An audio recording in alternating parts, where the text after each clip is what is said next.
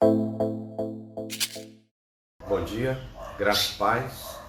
Que bom que você está por aqui. Bem-vindo à minha casa, esse retiro, nessa aula externa. Vamos buscando formas de melhor atender, de forma que não fique picotando, de forma que o som fique bom, enfim, de forma com que a gente consiga realmente boa qualidade na transmissão, né? Graça e paz, bom dia. Se você já chegou, vai dando ok, vai dizendo bom dia, e para que a gente acompanhe juntos essa live, ok? Já tem gente por aí?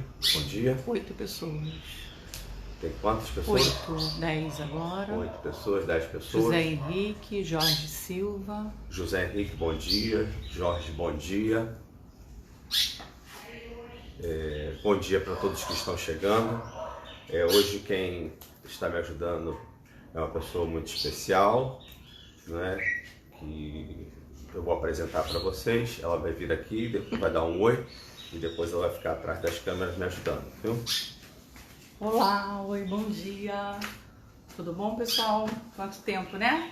Graça e paz. É bom estar aqui junto com o pastor para a gente iniciar essa aula. Quero agradecer à igreja por ter orado por mim, pela minha saúde. Quero dizer que eu estou bem, melhorando a cada dia, né? Depois eu vou poder compartilhar tudo aquilo que eu passei, mas não é o momento, tá?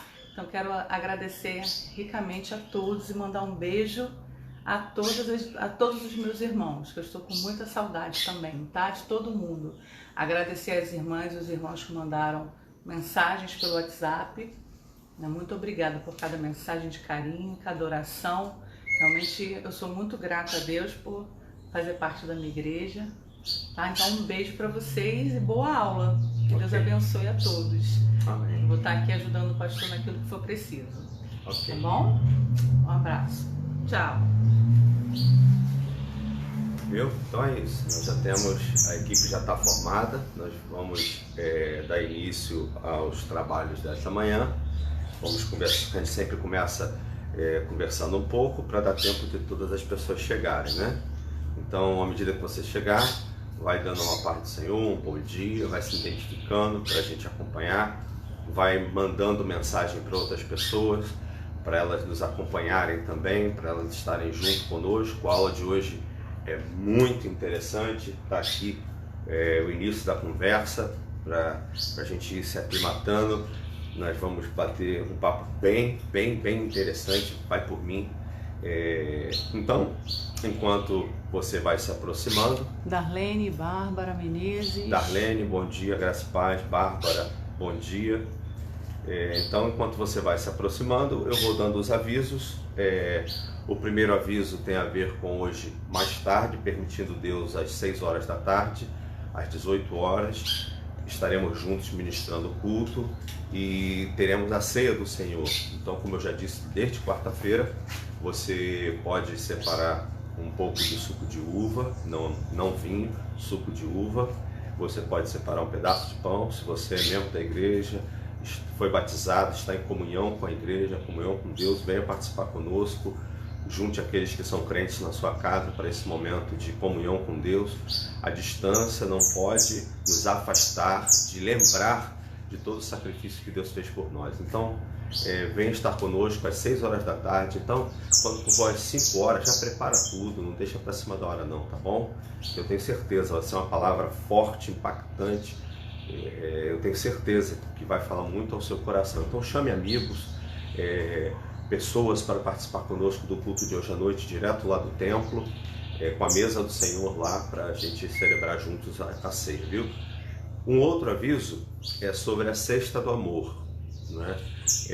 Algumas pessoas, por conta da gente não se reunir presencialmente aos domingos, a arrecadação da cesta está bem debilitada, o nosso celeiro está bem debilitado.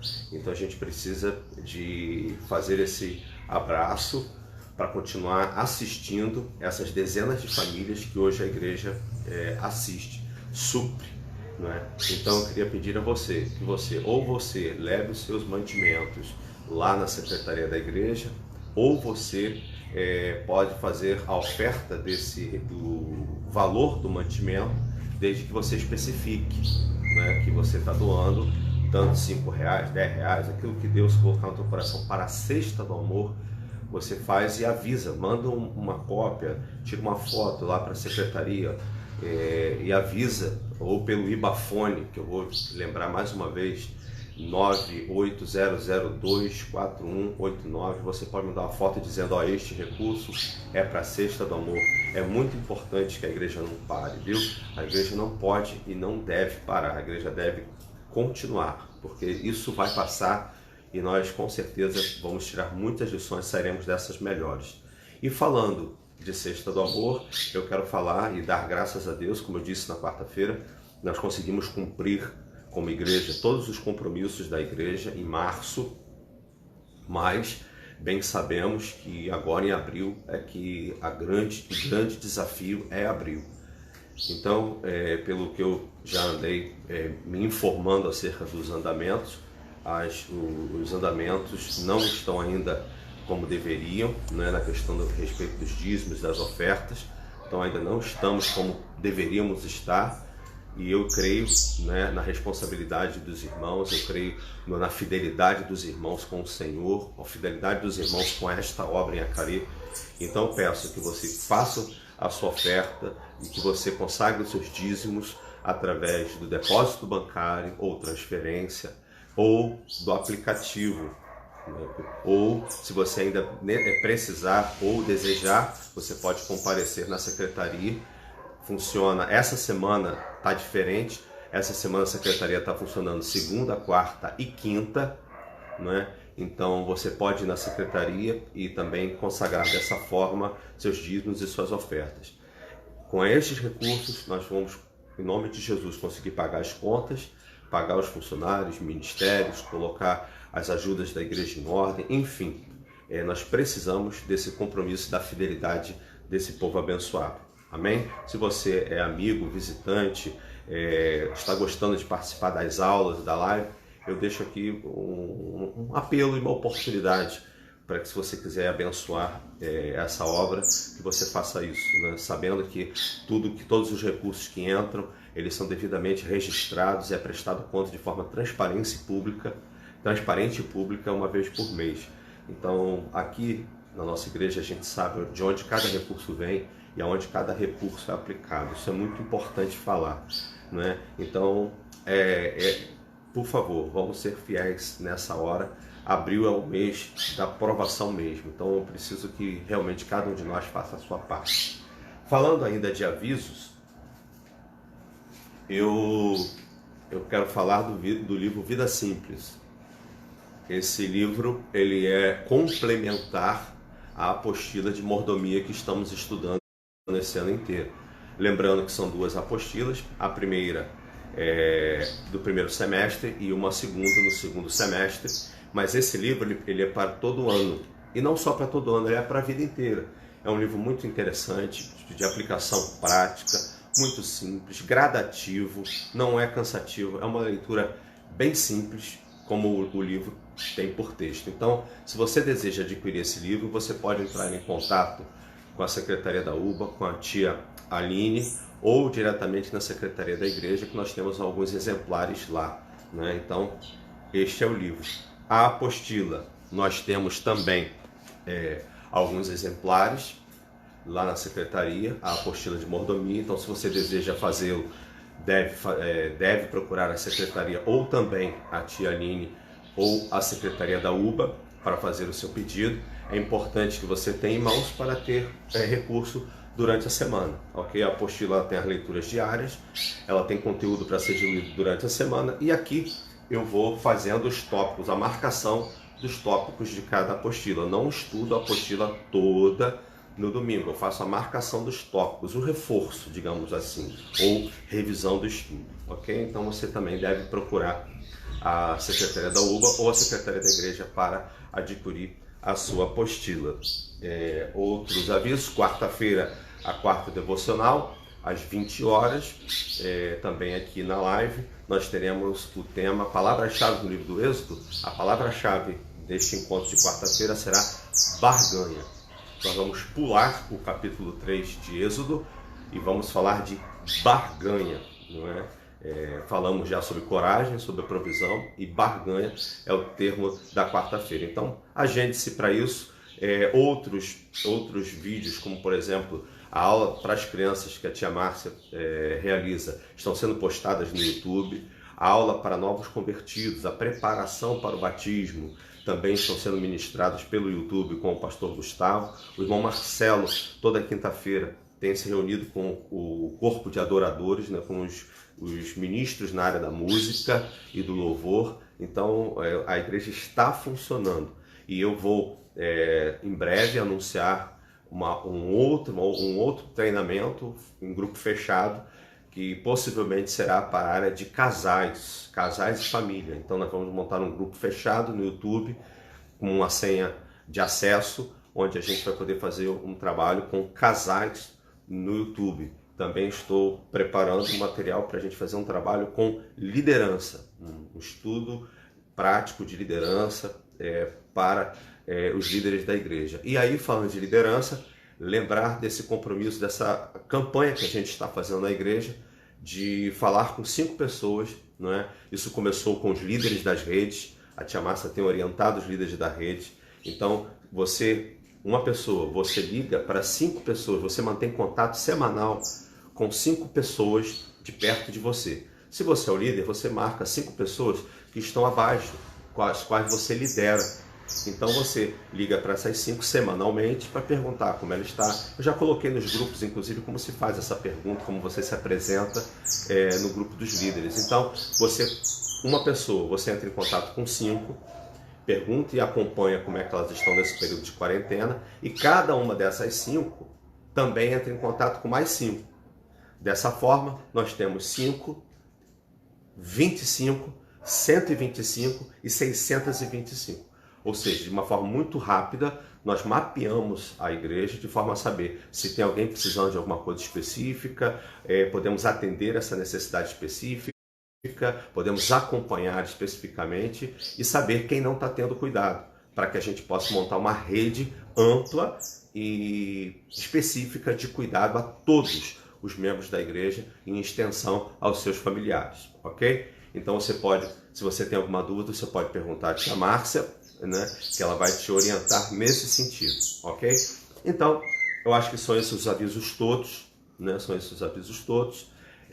Eu estou ao ar livre, então você deve estar ouvindo o canto de um pássaro ou outro. Talvez, se de repente o menino louro que eu tenho por aqui, né, começar a gritar igual um doido, me chamando ou gritar, releve isso tudo, concentre-se na aula. Enfim, entenda como se a gente estivesse numa fazendinha, dando essa aula num local bem relaxante, bem confortável, viu? Eu espero que esteja tudo bem. E aí, como estamos? Quantas pessoas online? 72 pessoas, e tem alguns irmãos que estão com as suas famílias, né? A Miriam está com 6 pessoas, a irmã Simone com a dona Bruna, dona Luísa e Edvânia. Ok. Então é isso aí, gente. Respeitando o isolamento social, você que está aí do outro lado, você coloca, por favor, quantas pessoas estão contigo. Para que aí o pastor Gustavo vai me ajudando, ele está online conosco, ele vai me ajudando para a gente ter uma ideia de quantas pessoas estão participando conosco da aula, ok? Então, graça e paz a todos, um bom dia. Vamos orar para começar a aula de hoje? Senhor Deus, nosso Pai, graças te damos pela manhã que o Senhor nos permite viver. Graças te damos por tua bênção e por tão grande salvação nos ter alcançado.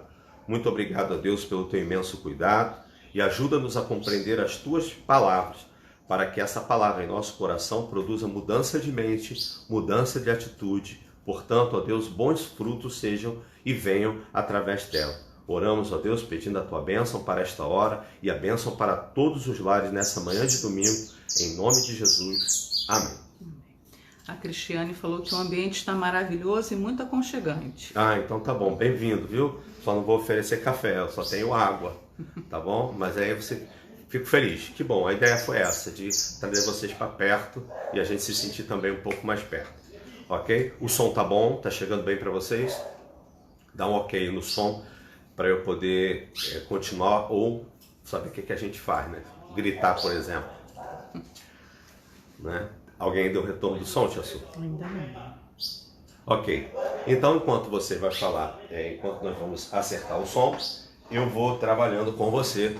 E aí o tema, a unidade 2 da nossa apostila. A unidade 2 é a unidade da mordomia da vida. Lição 2, a mordomia e a vida. O texto base de hoje, Gênesis 2, verso 7. O som tá ok. Ok, muito obrigado pelo retorno do som. Página 37 da nossa apostila. Texto bíblico base, Gênesis 2, verso 7. E aí, eu vou pedir a ajuda do meu companheiro, que é braço e perna de ajuda, o pastor Gustavo, que me ajude com os textos bíblicos, colocando no grupo, no chat, porque eu não vou ter condição de rapidamente manusear quadro, os espaços, a apostila, Bíblia. Então, eu vou citando os textos, lerei um ou outro, mas você, já falei, você que vem para a aula, traz papel, traz lápis, traz apostila, traz Bíblia e traz a cabeça, né? Não deixa ela no travesseiro não. Vem junto em nome de Jesus, beleza? Então vamos lá. Gênesis 2, versículo 7. Gênesis 2, verso 7, diz assim: E formou o Senhor Deus o homem do pó da terra, e soprou em suas narinas o fôlego da vida, e o homem foi feito alma vivente. Olha que interessante. Então,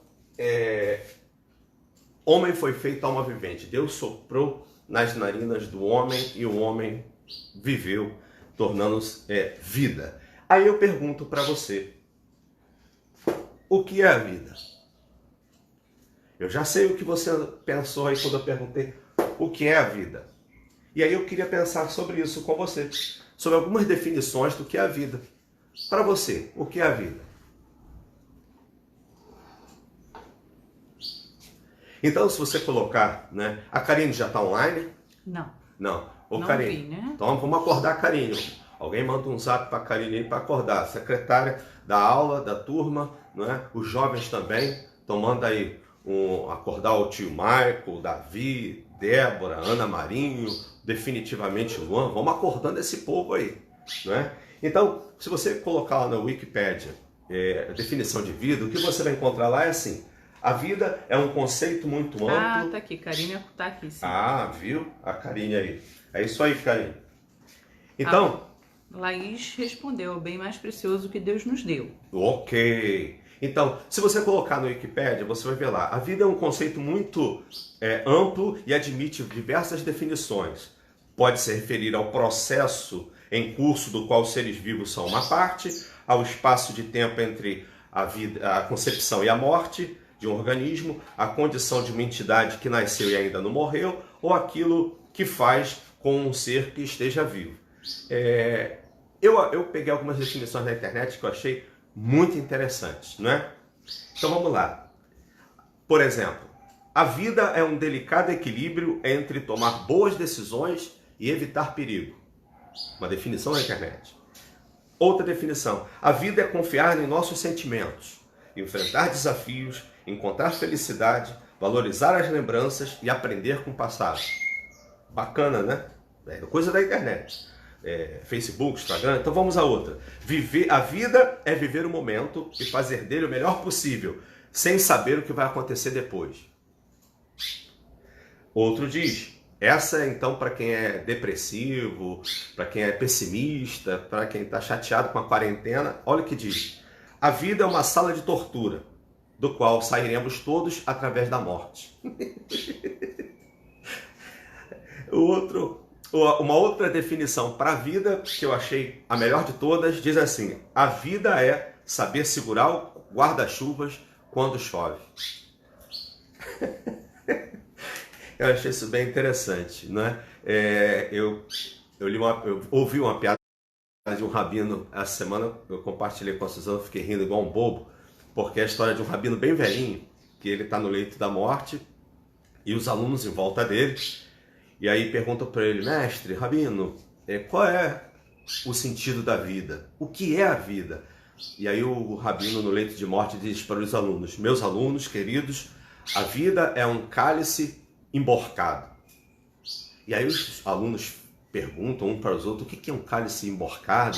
Isso fica um tempo, né? E vão para ruas e vai e volta. Eu sei que leva muito tempo, a cidade toda, e ninguém consegue responder. E aí o aluno chega e fala para o rabino: Rabino, nós procuramos saber o que é um cálice emborcado e nós não descobrimos. Aí o rabino diz assim para eles: vocês não sabem o que é um cálice desemborcado? Ele: não.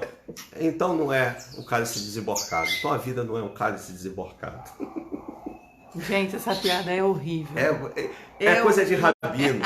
É coisa de rabino. Filósofo. Então vamos lá. A NASA, né? A NASA diz que a vida é um sistema químico autossustentável, capaz de evolução darwiniana. Sêneca, o filósofo, que eu gosto bastante, ele diz que apressa-te a viver bem e pensa que a cada dia é por si só uma vida inteira. Ou seja, Sêneca, ele traz os filósofos, eles não definem o que é a vida. Os filósofos, eles vão dizer que o propósito e o significado da vida é o que faz da vida vida.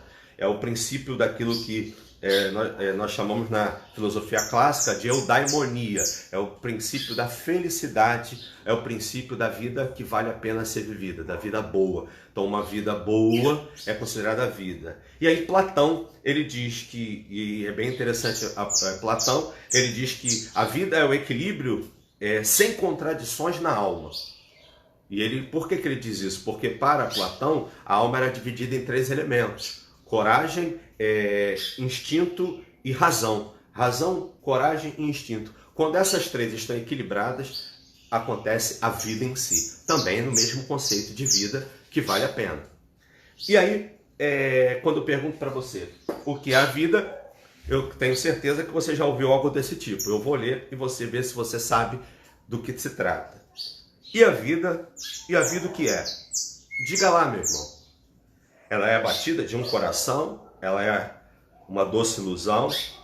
E a vida?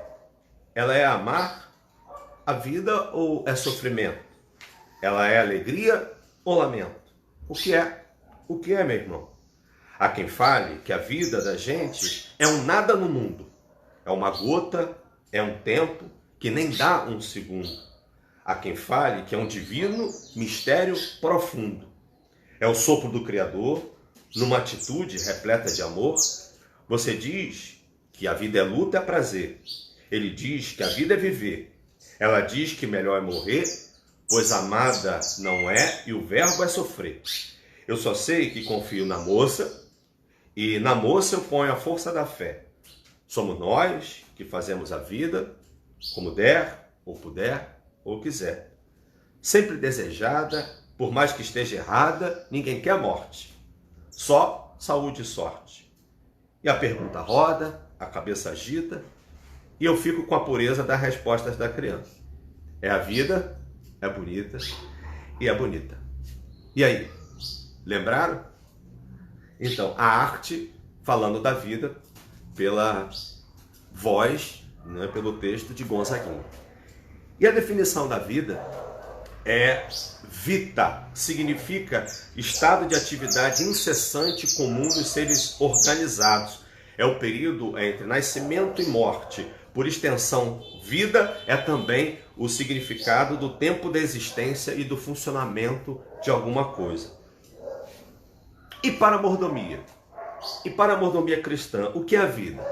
O que a mordomia cristã tem a dizer sobre a vida? Se você lembrar, na unidade 1, na lição 2, no ponto 2, nós descobrimos que Deus fez tudo com um propósito e que, tendo feito tudo com um propósito, Ele fez normas para funcionar. E, tendo Ele feito tudo com um propósito, a questão que entra é: qual o propósito da minha vida?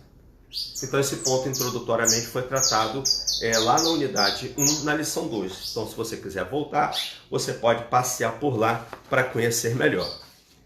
Então, já andamos bastante. Olha que interessante, nós já fomos a NASA, nós já fomos a Sêneca, Platão, Gonzaguinha, olha, Bíblia, olha como as coisas estão. E vai piorar.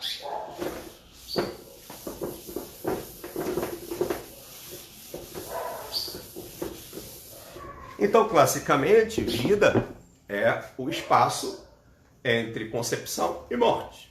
é essa história, né? É esse percurso, é esse trajeto, mas também é esse princípio de existência e de funcionamento. Enquanto uma coisa está funcionando, a gente costuma dizer que tem vida, ok? E aí, a primeira pergunta para fazer todo mundo tremer nessa manhã de domingo, dia 5 de abril. Você já ouviu falar disso aqui?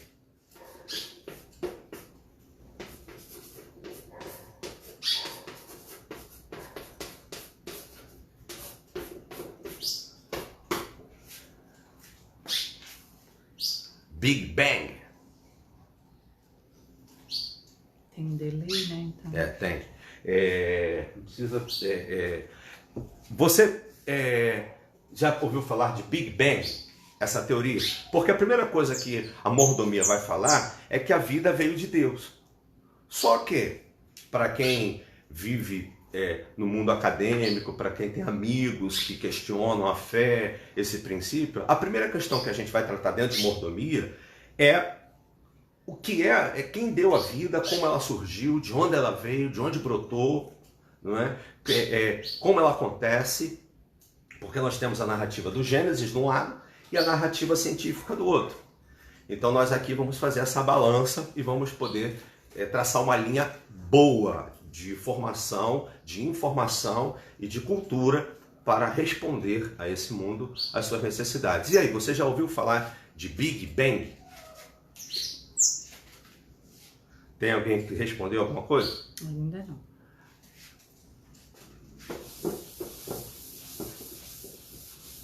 Vai entrar agora. Então, o Big Bang é essa teoria de que o universo se expandiu. Então, nós temos na teoria do Big Bang, para quem gosta da área, pelo menos a área de química entende bem dessa história, né? Porque as pré-matérias foram formadas lá, os elementos químicos começam a funcionar, na terceira onda nós vamos ter lá os elétrons, né? Enfim, hidrogênios, enfim. Mas a ideia seria de que a teoria do Big Bang é que nesse ponto aqui há uma explosão e essa explosão lança partículas pelo universo. Então essa explosão, né, os cientistas vão dizer que essa explosão produziu partículas que foram também explodindo, essa sequência de expansões por explosão. E a partir dessas explosões, essas partículas foram formando elementos e novas partículas. Então, aqui temos novas partículas convivendo com as velhas partículas. A Nívia falou uma grande explosão, originou todas as coisas. Ela botou entre aspas. Ok. É isso, a ideia é essa, né? Por isso é o termo Big Bang, né? E eu vou falar dele no início, vou gastar um tempo aí, porque eu acho que isso é muito importante para quem sustenta a fé, né? Então, as partículas foram explodindo, se expandindo, colidindo umas com as outras e foram ampliando em novas matérias. Essas matérias formaram uma segunda onda, que foram também se expandindo, colidindo entre elas e formando outras matérias, até que nós chegamos aos elementos, né? Tá falando que tá travando um pouco, tá? Aqui não tá travando, né? Deve ter alguma coisa com a internet, porque aqui tá bem retilínea para nós, tá bom? Tá, ok. Então, retomando o raciocínio, as explosões vão acontecendo e as matérias vão surgindo. E aí, uma coisa que ninguém fala, pelo menos eu nunca ouvi publicamente ninguém falando, a teoria do Big Bang, ela é acompanhada também por uma teoria chamada Big Rip. Então aqui eu tenho o Big Bang. Se você não entender em algum ponto, tem um delay entre eu falar e você ouvir. Deve ser em torno de 15 segundos. Então se você tiver alguma dúvida, você comenta e aí a tia Suzana me ajuda e eu relembro o ponto, ok? Então, o Big Bang é essa explosão aqui. E o Big Rip, que acompanha o Big Bang, não há uma tese diferente da outra,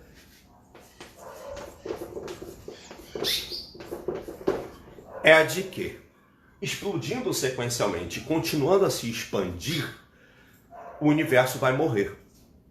Vai morrer. Então, aqui o fim de tudo. Antes dessa explosão e depois do fim, segundo a teoria, o que há é o caos, é o caos. Ok? Conseguiram entender o que é o Big Bang? O Big Bang, a origem é através da expansão de matéria, sequências de explosões, de expansões, gerando matérias até formar o nosso sistema, nosso planeta, as galáxias. E no fim de tudo, nessa sequência de expansão do universo, nós teremos o Big Rip, que é a extinção de tudo, a volta ao caos. Ok? Entendeu o que é Big Bang? Comenta aí para mim se entendeu e eu vou seguindo em frente. Porque eu vou falar agora, se você entendeu o Big Bang, eu vou falar agora acerca de como quem é que está com a razão? Gênesis, a Bíblia, ou Big Bang? Em quem que eu acredito? Ou como conciliar ciência e fé? É possível?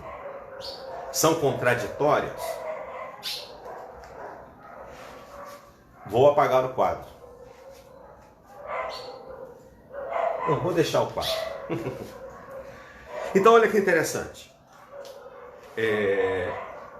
O pessoal já retornou sobre o Big Bang? A Rosemary tinha dado que a teoria cosmológica dominante sobre o desenvolvimento inicial do universo. Ok, até aí não falou, conceituou lá do Google, né? Só que precisa dessa questão. O Big Bang ele é uma teoria baseada na expansão contínua do universo, gerando através de explosões matéria. Então, por ser explosão, eles botaram a palavra Big Bang. E por ser uma explosão final, é Big Rip, né? Rest in Peace. Final, é o caos. Antes disso, caos, ok? A Sueli falou entendi, Evelyn sim, Rita sim, Michael sim, ok. Yara entendido. Algumas pessoas estão falando que está travando, mas o som está fluindo. Tá, então vamos em frente. Se todo mundo entendeu o Big Bang, agora vem a questão, como é que eu concilio Big Bang e Gênesis? Como é que eu concilio fé? Primeira pergunta para isso se resolver, para a gente ter caminho, é perguntar, quem foi que criou essa teoria? Quem foi que criou a teoria do Big Bang? Vou dar alguns instantes para você. Quem acertar, eu darei um livro Vida Simples de presente. Quem criou a teoria do Big Bang? Ok? Quem criou? Se você puder não dar um Google, eu agradeço. Mas quem foi que criou a teoria do Big Bang?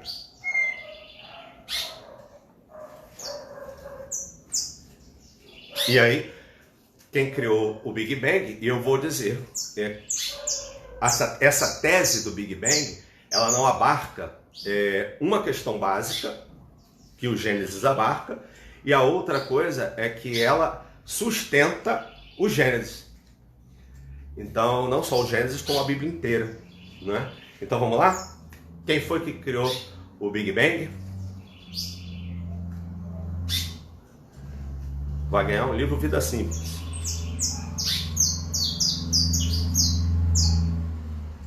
Darwin, Yara colocou. Darwin? Não. O Darwin, ele vai criar a classificação, a tábua da classificação dos seres vivos, né? No livro A Origem das Espécies, né? Darwin, ele vai falar da teoria evolutiva. Não. O Marcelo Capela também colocou Darwin. Não. Suelen Georges Lamatri. Suelen? É. Tu deu o Google, não deu, Suelen? Então, foi esperta, porque o que acontece? Você vai ganhar o livro, né? Vai ganhar o livro. Depois, a tia Márcia anote aí, porque depois você vai ganhar o livro Vida Simples. Todo mundo acha que quem criou a teoria do Big Bang foi Stephen Hawking, aquele moço com esclerose muscular e múltipla, aquele da cadeira de rodas, que falava com o auxílio de um computador, lembra dele? Físico renomeado, não é? Com Nobel e com livros que marcaram a ciência, principalmente a física e a astrofísica. Você lembra dele? Stephen Hawking. Todo mundo coloca na conta de Stephen Hawking. E Stephen Hawking era ateu. Então por que colocam na conta dele? Porque ele vai escrever e vai lançar livros tratando do assunto. Porém, como a Suelen deu o Google aí e teve a informação correta, em 1948, a pessoa que vai ganhar o título de pai da teoria do Big Bang, ou seja, da criação por explosão, por expansão, e o final de tudo por expansão também, é um padre chamado Georges Lemaitre. Georges Lemaitre, em 1931,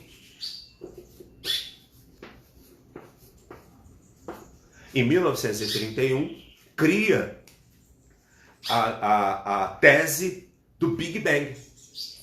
Gente, desculpa, eu não sei o que está acontecendo, na internet está estável, eu não sei se é o meu celular que está com problema, tá difícil, tá muito difícil, para você ter uma ideia do sufoco que a gente passa, e assim, a gente tenta, né? Tá tentando, eu creio que de alguma forma a gente vai concluir. Então, retomando o raciocínio, o Lemaitre, esse padre, esse teólogo, ele também era físico e astrofísico. Ele tem uma história muito interessante, uma história desde os 6 anos de idade, ele mostra interesse pela matemática, genialidade matemática, e ele vai estudando astrofísica, e acho que, se não me engano, com 26 anos, é que ele decide ir para o seminário, então ele já vai para o seminário formar. É uma história bem interessante, não é? Há um livro chamado Cientistas de Batina, que fala um pouco de Copérnico e por aí.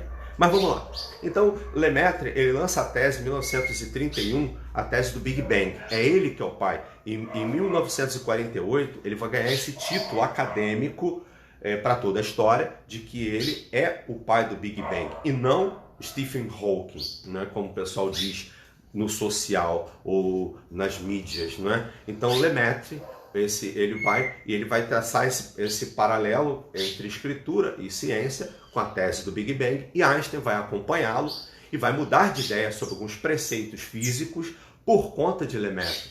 Então Einstein acompanha os ensinos de Lemaitre e vai autenticando, e tem horas que o Einstein fala que o que o Lemaitre coloca é muito difícil. É bem interessante ver os comentários de Einstein, que ele chega a falar assim: olha, esse cara é brilhante, só que ele é tão brilhante que eu perco ele de vista. Ele tem umas tiradas que eu não consigo captar. Tem uma outra hora que Einstein fala, não sei se esse cara é maluco ou se ele é ignorante. Einstein, que ele chega a falar, tamanha a grandeza da informação. E aí, o que tem a ver conosco o Big Bang e Lemaitre? Lemaitre, a teoria do Big Bang é a teoria da hipótese de um átomo primordial.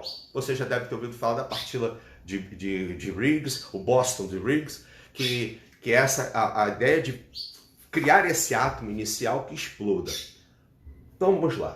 O primeiro problema com a teoria do Big Bang, como a gente já entende, que a ciência até hoje não explica. Vamos lá.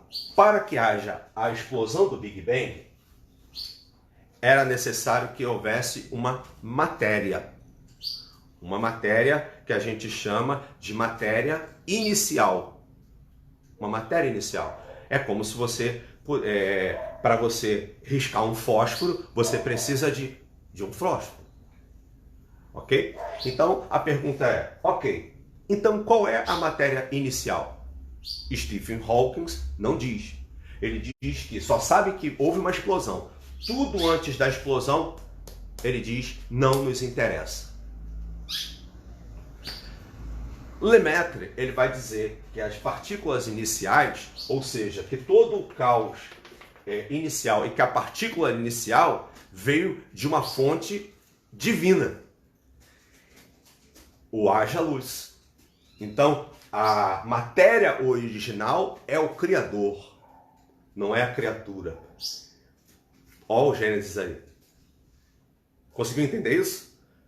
Stephen Hawking fala, não sei qual é a matéria inicial, só sei que houve uma explosão e uma expansão de criações.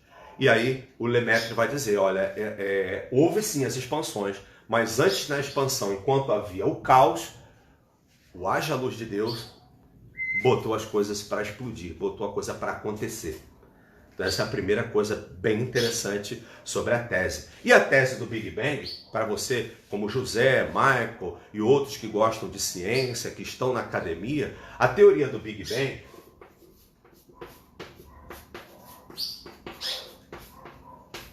é igual, segundo Lemaitre e os cientistas de astrofísica, ela é igual a uma teoria que a gente chama de ex nihilo, que é a teoria da criação a partir do nada. Então, os astrofísicos eles só chegam até essa primeira partícula, ou átomo fundamental. Nós conseguimos responder pela fé, e Lemaitre, com a ciência, que a origem da criação a partir do caos, ex nihilo, foi o Criador, o Gênesis, o haja luz. Então, o Criador, ou seja, uma entidade, não é? Um ser, uma pessoa, criou. Assim como eu enxergo, por exemplo, um quadro. Bom, esse quadro é muito bonito, mas esse quadro não se fez em si mesmo. Esse quadro tão bonito reflete que por trás dele uma mente maior que o quadro o fez. Entenderam isso? Essa parte?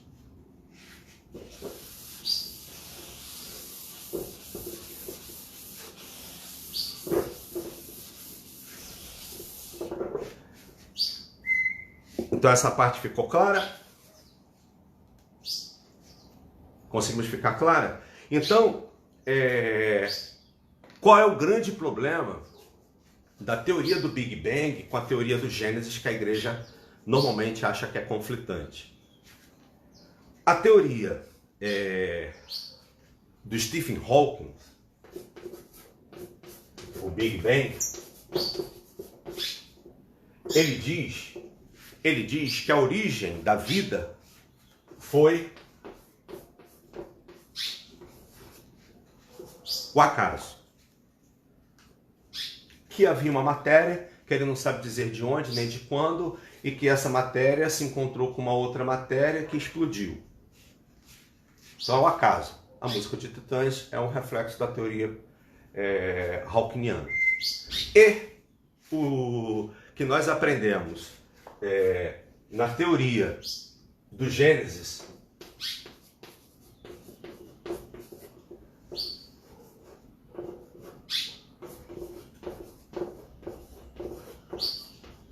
é que a origem de tudo é uma pessoa. Ou seja, eu estou colocando pessoa para ficar fácil da gente entender. Eu estou procurando o máximo não usar termos técnicos para todo mundo entender. Então, aonde nós estamos aí? Nós estamos numa coisa que a gente chama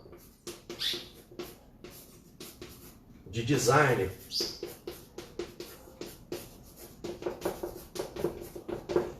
inteligente, que é a continuidade da teoria de Lemaitre, que a gente crê no Big Bang e no Big Rip, só que antes do Big Bang, Deus, e depois do Big Bang, Deus, depois do Big Rip, Deus. Ou seja, para nós não é um acaso.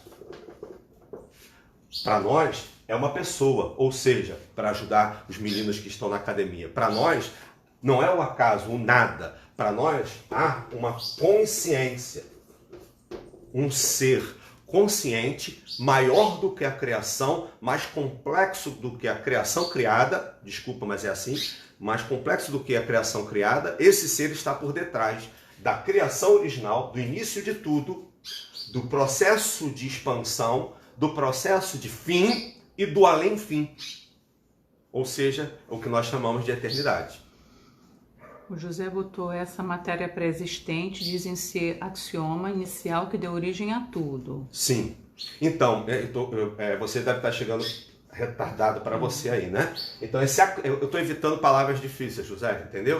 Mas é exatamente isso. Então, a matéria elemental, a matéria essencial para a ciência é o acaso. Eles não sabem de onde veio, de onde vai. Simplesmente um dia, essa matéria passeando pelo Parque Madureira, encontrou com outra matéria e deram um encontrão e gerou várias matérias.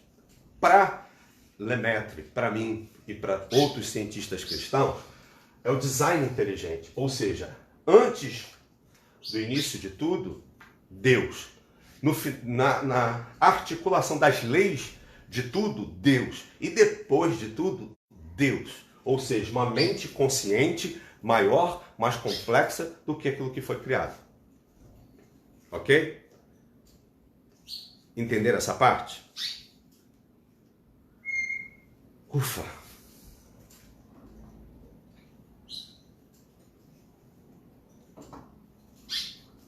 Guardem bem isso, porque depois não ficar dando butinada por aí, ou entrando em crise. Ah, porque o Stephen Hawking falou. Vamos para a coisa certa, vamos para a ciência. Se é para a ciência, é ciência, ok? Conseguiram entender isso? Vou explicar de forma simples para quem está em casa e não entende nada de ciência.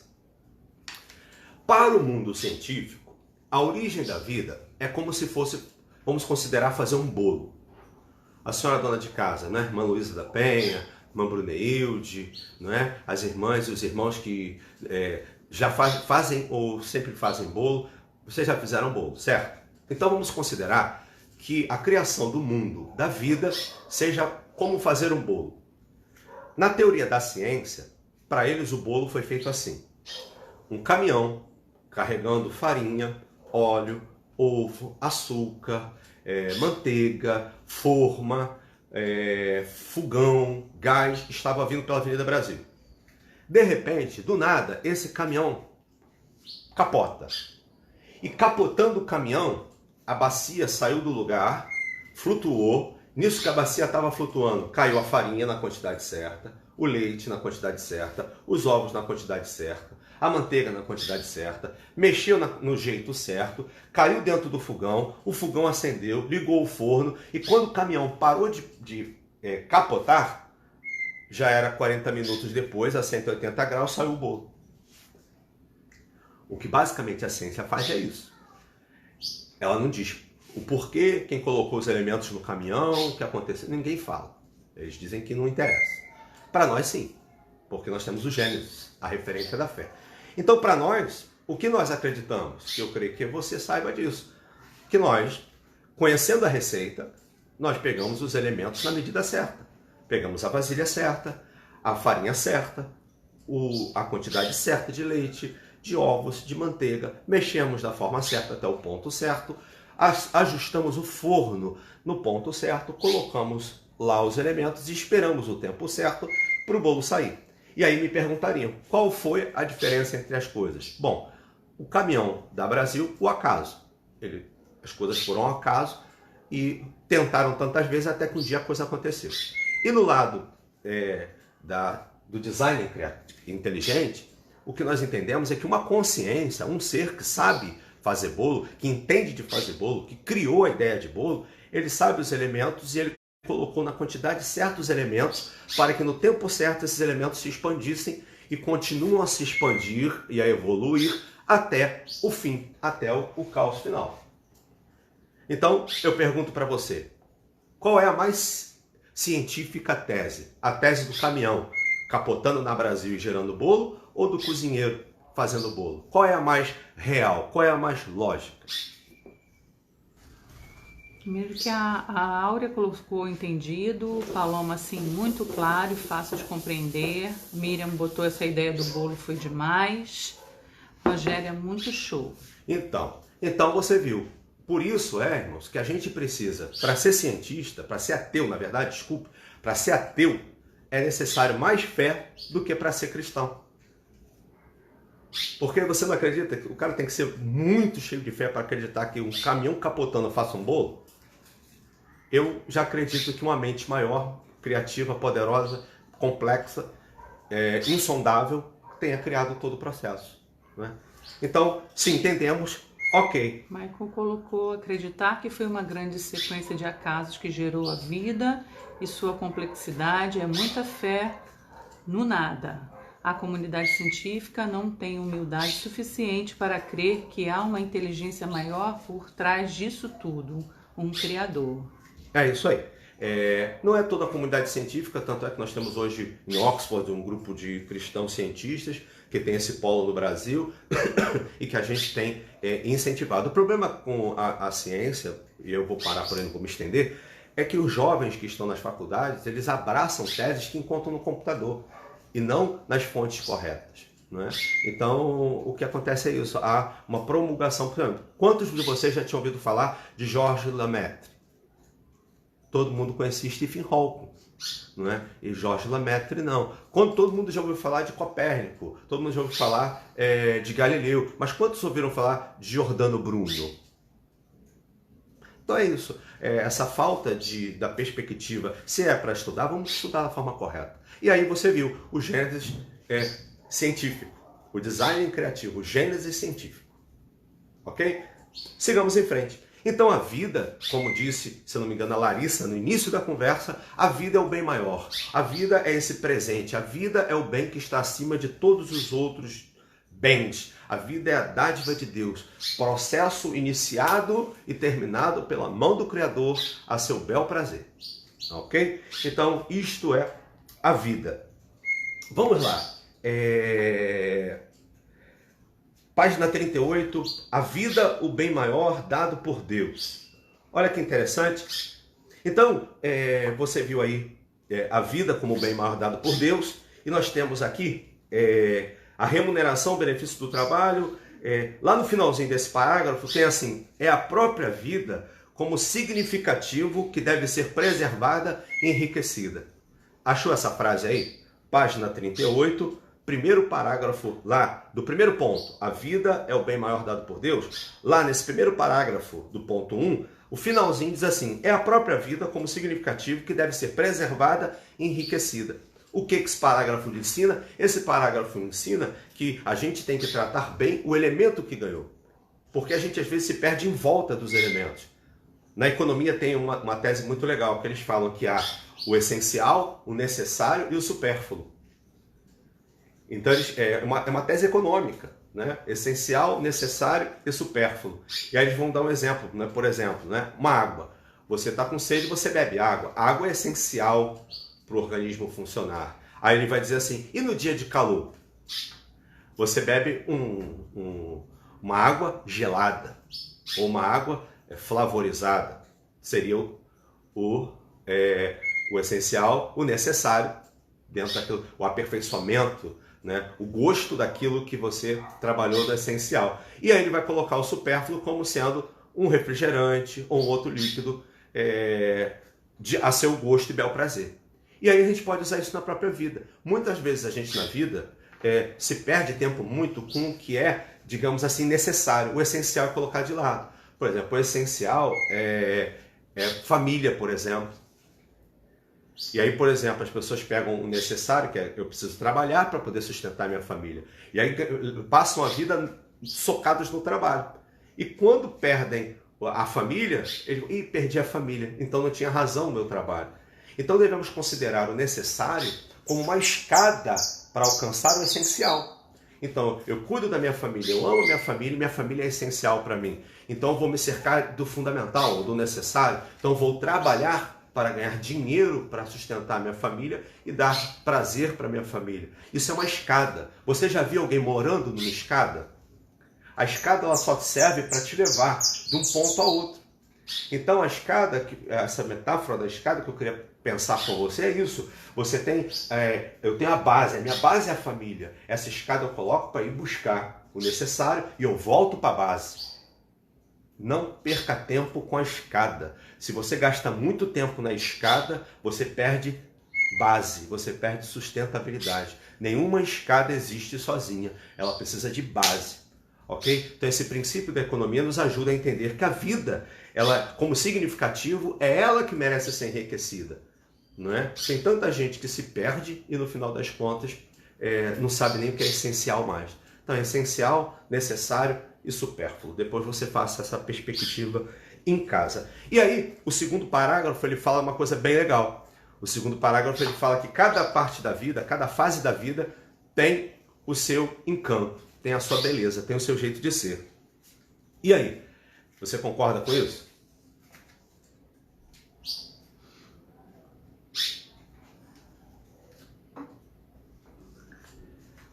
Cada fase da vida tem a beleza do seu encanto. Eu quero pensar sobre uma obra muito conhecida chamada Édipo Rei. Você já ouviu falar de Édipo? Né? Se de repente a Vitória Vivi estiver assistindo, ela faz psicologia, então ela vai sacar o Édipo rápido. E o Édipo está no conceito de todo mundo. Quem assistiu novela vai lembrar dessa novela, falava muito disso, ela pegou isso. Então, no livro Édipo Rei, vai dizer nessa caminhada de Édipo, vai dizer que Édipo vai a Tebas, e lá em Tebas tem uma esfinge, que é um alado misto de mulher com leão, né? E ela fica lá no precipício, e para que a pessoa ganhe o benefício dela, tem que adivinhar um enigma.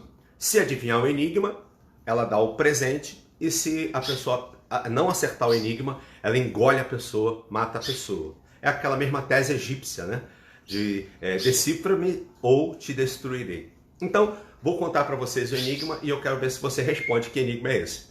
A esfinge diz para Édipo: bom,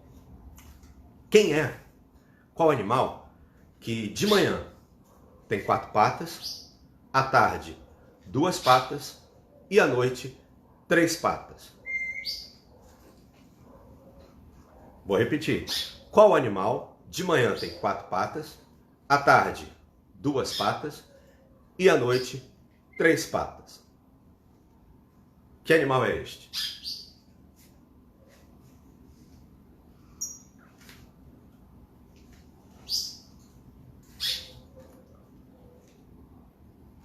Já temos resposta? Ainda não.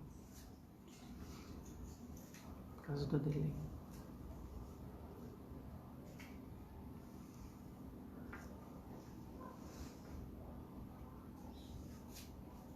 Já temos alguma resposta? Não.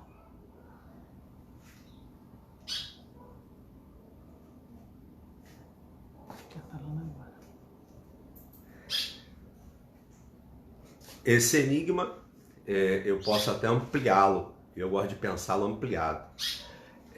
Que hoje as nossas estruturas estão um pouco modificadas. E aí, você conseguiu decifrar que enigma é esse? Baseado na lição de hoje?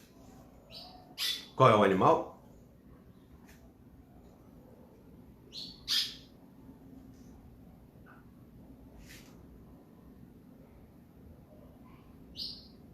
Já temos a resposta?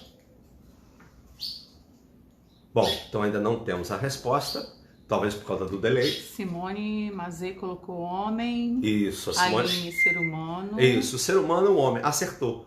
Por quê? De manhã é considerado período da infância, 4 patas, engano de gatinho. À tarde é considerado o período que o homem começa a se locomover sobre 2 pernas, é o período da adolescência, da juventude, da fase adulta, e as 3 patas do animal seria as 2 pernas e o auxílio da bengala na noite da vida ou no final da vida, na velhice. Cada fase tem um seu encanto.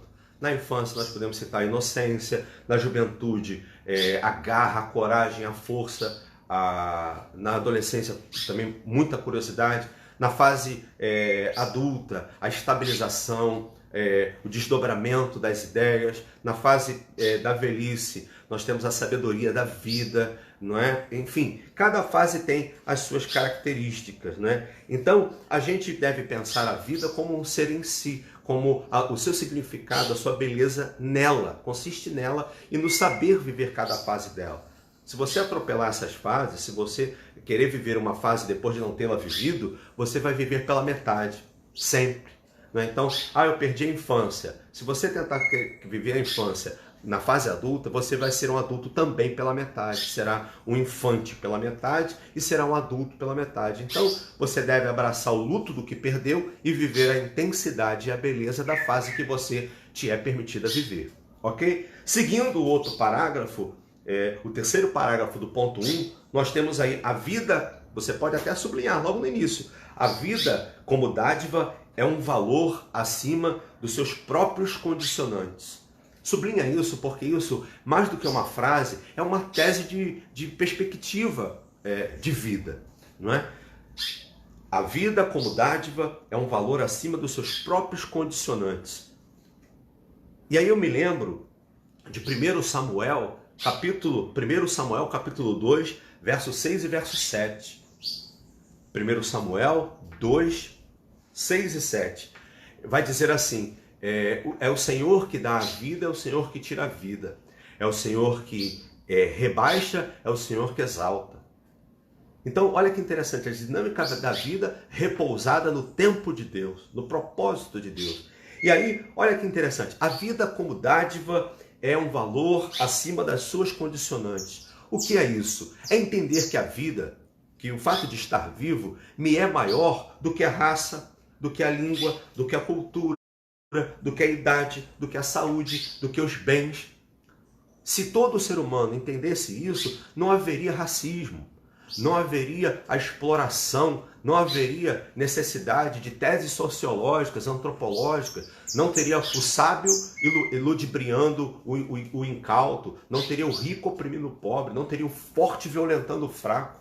Nós entenderíamos a vida por si só um valor dado de forma autônoma e maior do que as condicionantes, ou seja, eu olhar para uma pessoa de uma outra raça, de cor de pele diferente da minha e ver um semelhante. O que acontece hoje é que as pessoas estão não apenas indo nas condicionantes de raça, cultura, credo, idade, saúde, mas hoje as pessoas estão condicionando até a ideologia. Então elas olham para o pessoal da esquerda e dizem, esse pessoal da esquerda não é ser humano, é burro, é incauto, é estúpido. Eu já vi sendo chamado de tudo quanto é nome. E o pessoal da esquerda olha para o pessoal da direita e fala os mesmos adjetivos. Tá faltando essa perspectiva, cara, fantástica, maravilhosa, divina, de entender a vida como dádiva maior do que as suas condicionantes. Entenderam isso? Podemos ir em frente? Página 39, ponto 2, preservando a vida. Aqui, fala aqui, primeira frase do primeiro parágrafo, página 39. Qualquer agressão contra a vida humana constitui-se em agressão a Deus. Sublinha essa frase. Qualquer agressão contra a vida humana constitui-se agressão contra Deus.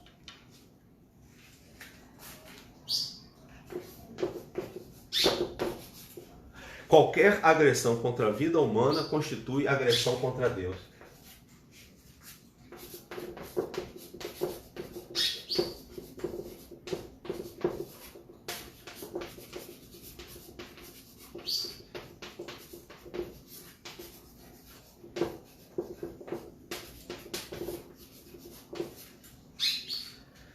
Gênesis 9:5, nós vamos ter um texto da Bíblia em que Deus fala assim, olha só, qualquer homem que derramar sangue, ainda que seja filho, irmão, pai, qualquer ser humano que tira sangue de outro ser humano, eu, o Senhor, vou pedir conta desse sangue.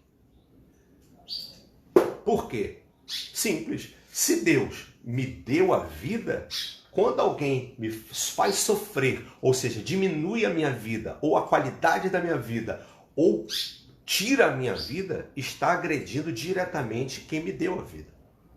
Então, agressão ao humano é igual a agressão a Deus. Então, em Gênesis 9:5, é um princípio que a gente esquece. Agrediu um humano, agrediu o Criador. E isso é delicado, porque, inclusive, na perspectiva pessoal, eu acredito que você pode reparar que essas comunidades, esses guetos de violência humana, são sempre guetos em que a vida humana é menorizada. Ela é diminuída. As pessoas vivem abaixo das condições mínimas de seres humanos. O palavreado, a vida, as opressões, as brigas. Aí eu pergunto, vou deixar no ar a resposta para você pensar. Não seria isso já o início de uma sentença de um Criador agredido?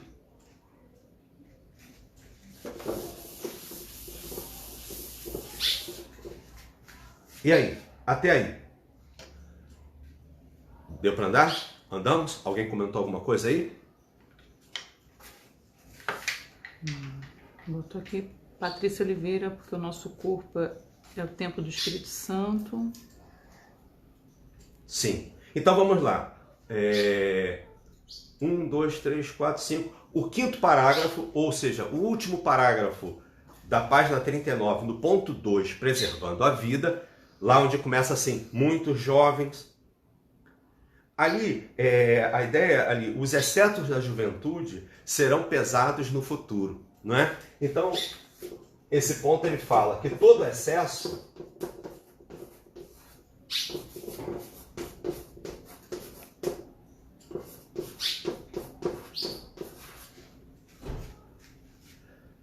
ponto 2, preservando a vida, último parágrafo, todo excesso paga caro.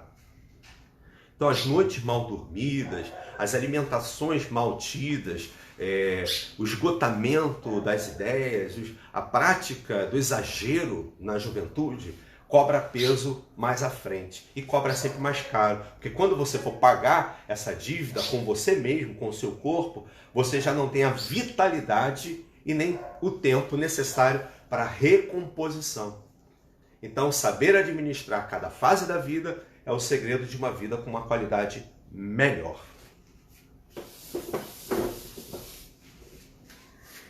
E aí, eu vou compartilhar com você o princípio de como é que eu posso viver melhor, como é que eu posso preservar e ter uma vida com qualidade. Bom, toda vida é composta de um corpo,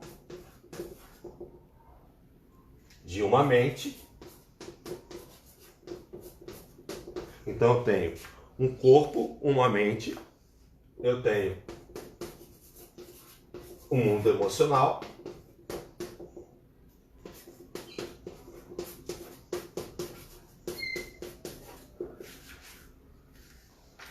hoje, basicamente, as pessoas se preocupam apenas com o corpo. Saúde para o corpo, a mecânica do corpo, a gordura do corpo, os músculos tonificados. Mas o ideal para o ser humano viver de forma, uma vida que é disposta ao equilíbrio, que tende a ser equilibrada, ela tem que ter um corpo funcional. O que é um corpo funcional? É um corpo que atenda às minhas necessidades da fase que eu vivo. Porque se eu vou além, e você já deve ter percebido que alguns atletas, a maioria das doenças raras se desenvolvem nos atletas por conta do excesso, não é? Eles estão levando a fase deles ao topo, ao máximo. Então o que nós aprendemos com a escritura, no trato das escrituras e da própria ciência, é que eu devo respeitar os limites funcionais do meu corpo. Se eu tenho 40 anos, o meu corpo tem que ser funcional para os 40 anos. E daí, em sequência. A mente tem que ser uma mente ágil. Ágil, que consiga concatenar ideias, guardar conteúdo, acessar memória com uma lucidez, concatenar, ler a sua história, entender, manter-se num processo de aprendizado contínuo.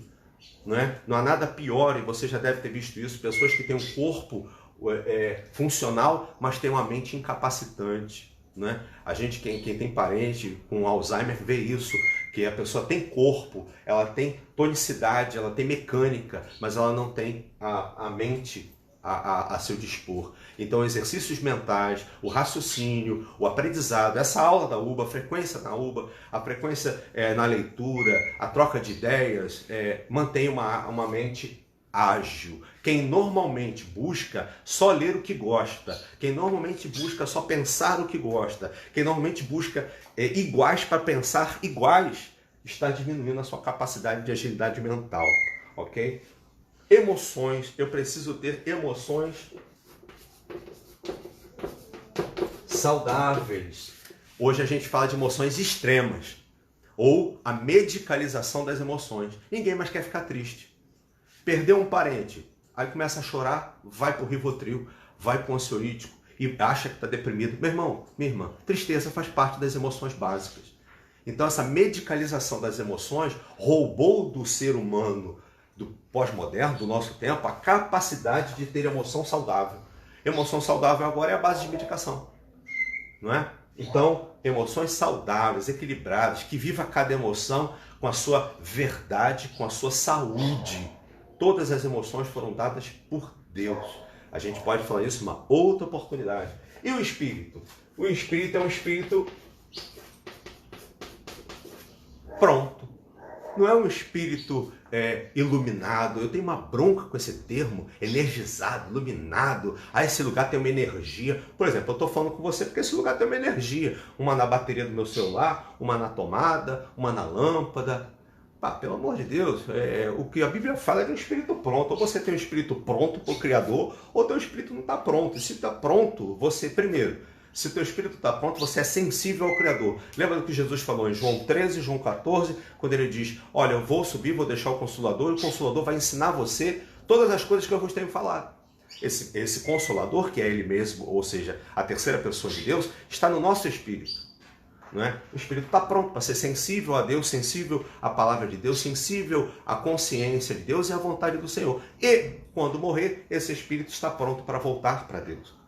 Do contrário, quem não tem o espírito pronto vai sempre achar as coisas de Deus confusas, cansativas e ilógicas. E, quando morrer, não vai se unir ao Criador, ok? Então este é o protótipo do ser humano equilibrado, saudável, ok? Até aí fomos?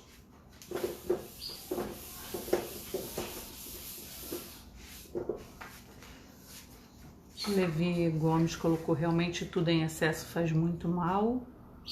A Linda concordou, verdade. Não sei se está travando. A irmã Darlene falou que travou. Laís, é a revelação. Michael, a respeito das emoções, ontem eu ouvi uma palestra sobre infantilização dos adultos da atualidade devido a essa incapacidade de lidar de forma saudável com seus sentimentos. É isso aí, né? Como eu falei, a gente vai medicalizando as emoções. Então, eu quero estar feliz, medicaliza. Toma um remedinho para ficar feliz. Eu estou muito triste, eu preciso melhorar. Toma um remedinho. Eu estou para baixo. Toma um remedinho. É um remedinho para as emoções, não é? O remedinho tem a sua função. Eu não estou falando contra a farmacologia, pelo contrário. Ela é necessária e útil. Agora, medicalizar as emoções é viver numa eterna bolha infantil, incapaz. A palavra é ser humano incapaz. Então vamos lá. Ponto 3, página 39, valorizando a vida do próximo, não é? Que são os dilemas éticos, não é? A gente acaba, enquanto fala da minha vida é fácil, agora eu vou olhar a vida do próximo e entender essa vida como significativa e de valor tanto quanto a minha, independentemente das escolhas e das condicionantes. Se ele está vivo, se ele é um ser humano, independentemente de sexo, de cultura, de dinheiro, ele merece tanto a vida ou a dignidade da vida como eu mereço. Essa é a tese. E aí os dilemas éticos, não é? E aí não podemos deixar de citar Êxodo capítulo 1, versículo 17, o decálogo, não matarás, não é? Eu amo o decálogo nesse sentido, né? Não matarás. Quando Deus fala não matarás, ele não está dizendo, não pegue e mata uma pessoa. O que Deus está falando em tese aqui, não diminua, não encurta a vida do teu semelhante. Aí muda de sentido, né? Não matar e tirar a vida. Mas o que Deus fala aqui é dessa condicionante de eu diminuir a vida do outro, encurtar a vida do outro. Então, e Êxodo, na verdade, isso aqui é Êxodo 20, verso 13. Êxodo 1:17 é o que a gente já estudou, são as parteiras, não é? As parteiras, elas falam assim, temeram tirar a vida do bebê por causa de Deus. Olha esse princípio no coração das parteiras. Não tiraram a vida do bebê porque temeram tirar a vida de uma criança. Olha que interessante, as parteiras com Êxodo 20, verso 13, quando diz, não matarás. Então, tudo aquilo, e aí a apostila fala de dilemas éticos, do tipo, poderia o crente trabalhar numa coisa que tira a vida dos outros? Poderia o crente trabalhar, deveria o crente trabalhar sem instrumentos de proteção? Né? A Natália Monteiro, eu acho que ela trabalha nessa questão de proteção, de funcional, né, e tal. Então olha que interessante, a gente ponderar isso. Tudo que vai fazer para diminuir a vida do outro deveria merecer a minha ação? Eu deveria ser colaborador de algo que tira e diminui a vida do outro? Então essa parte da apostila é um dilema ético para fazer a gente pensar, ok? E aí chegamos à página 40. Página 40.4, Jesus como exemplo.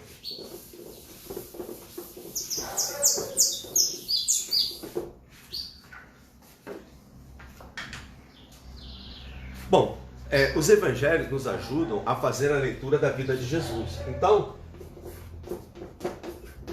Jesus é o exemplo. E aonde eu encontro o registro da vida de Jesus?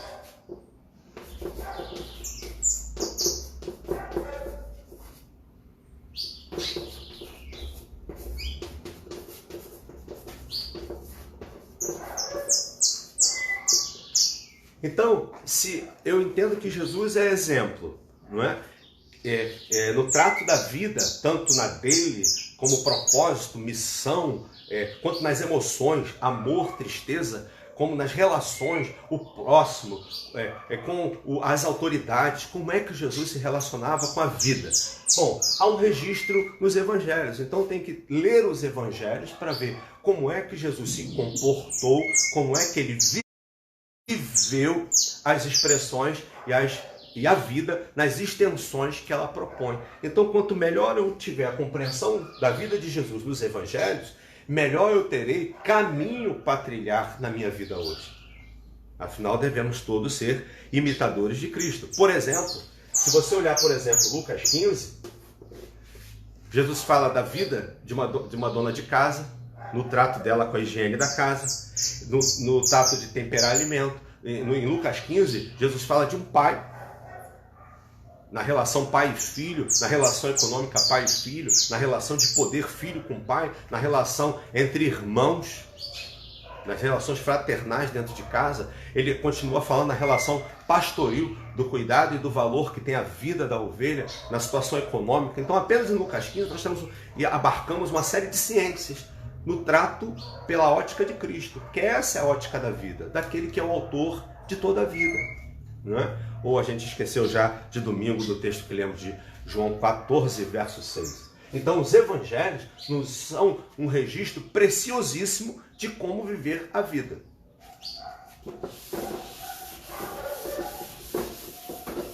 Algum comentário, Tia Su? Não, até agora a Patrícia Oliveira comentou, né, que estamos tendo um aumento de pacientes se automedicando por falta de não conhecer a si próprio.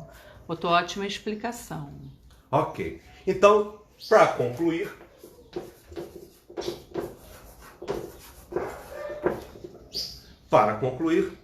página 40, lá no final, a mordomia cristã implica necessariamente valorizar a vida na terra como dádiva de Deus para ser celebrada, desfrutada e preservada como antecipação e para preparação para a vida que iremos gozar em outra dimensão quando deixarmos este mundo. Então a mordomia cristã, ela vai nos ajudar a ter essa leitura de que Deus é o dono da vida.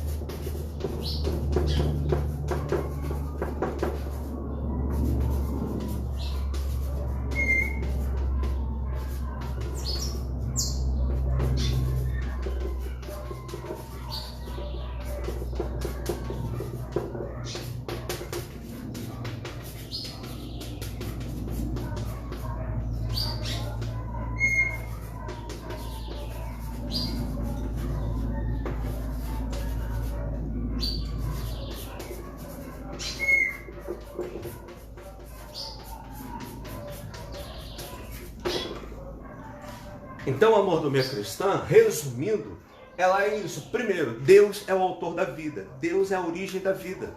Antes do Big Bang é Deus. Depois do Big Rip, Deus.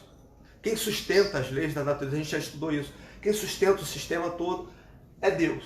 Então, e quanto a isso, eu tenho que me preparar para viver aqui e na outra vida. Então, lembrando daqueles 4 pontos que a gente falou anteriormente sobre a vida, o espírito pronto, né? Além do corpo, da mente e das emoções, o espírito pronto. E a vida precisa ser valorizada, desfrutada e defendida de acordo com o princípio divino. Não é um princípio sociológico, não é apenas um princípio filosófico, não é apenas o princípio da autonomia, ou seja, cada um usa a sua lei. Não, nós devemos cuidar da vida, defendê-la, desfrutá-la, ampliá-la, valorizá-la a partir do princípio divino, o princípio de quem deu. Qualquer outro princípio que não seja o de quem deu está comprometido. Ok? Bem, gente, a conclusão é aí. Alguma pergunta sobre o estudo de hoje?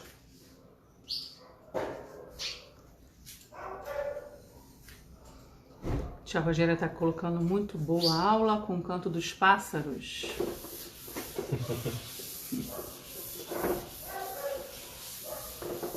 Belezinha.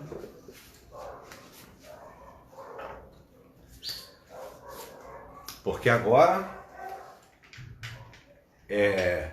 estamos chegando àquela doce hora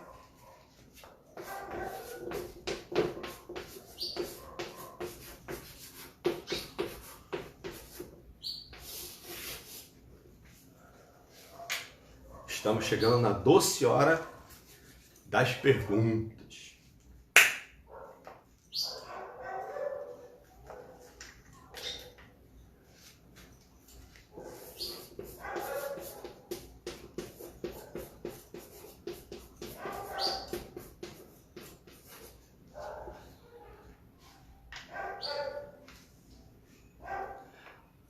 Ainda estou escrevendo aí? Porque eu tenho um delay, né?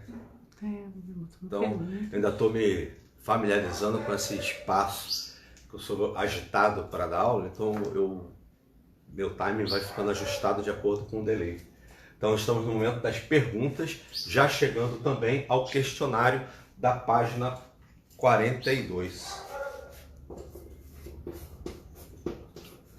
A Miriam comentou que tem um coral de cachorros também. De vez em quando tem um cachorro, assim, tem uns cachorrados aí. Pelo menos o papagaio não gritou ainda, não me chamou ainda, né? E aí? Botou a Sabrina, o equilíbrio da vida é o presente de Deus para poder vivermos bem aqui. Esse não é o equilíbrio, né? Essa é a dádiva. A dádiva é o presente de Deus para a gente viver. Ok, e a gente vai dar conta dessa vida. O equilíbrio é essa questão da gente viver cada fase de acordo com a fase que está para viver. Não antecipar e nem tentar rebuscar ou reviver o que passou, né? A Sandrinha pergunta, em relação aos trabalhos, como agir com uma chefia que não se preocupa com a vida do próximo? Então, como eu falei, aquela parte da apostila, isso é um dilema ético, né, Sandrinha? Você percebe que o teu chefe, ou a cadeia de liderança, e às vezes até mesmo a missão da instituição não cuida do próximo, você fica num dilema ético, né? Você fala, bom, eu vou trabalhar, eu vou orar, eu posso colocar... E aí a grande questão, hoje nós sempre pensamos, o que eu vou fazer? Bom, a primeira coisa que a gente como cristão deve fazer diante de um fato como esse é orar. Orar colocando a insatisfação diante do Senhor. Senhor, eu estou insatisfeita. A minha visão, o que eu tenho aprendido do Senhor é incompatível com a missão da minha empresa, com a visão do meu chefe. Então, por favor, Senhor Deus, me ajuda a te servir. E aí você espera em Deus e vai, naquilo que tange a sua responsabilidade, você faz o que você tem que fazer. Agora, no que extrapola você, a gente pede para Deus nos ajudar e nos orientar. Porque, por certo, virá a resposta. Marcos afirma que essa abordagem sobre o não matarás foi de suma importância.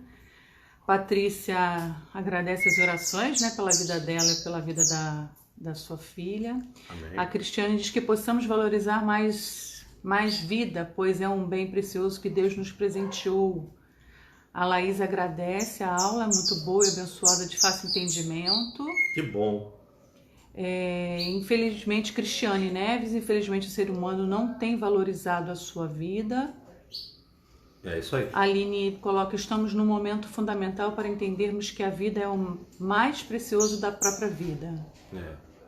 E a vida tem uma coisa bem bacana, não sei se você já parou para pensar, que a vida ela é uma dádiva dada do mesmo tamanho para todo mundo.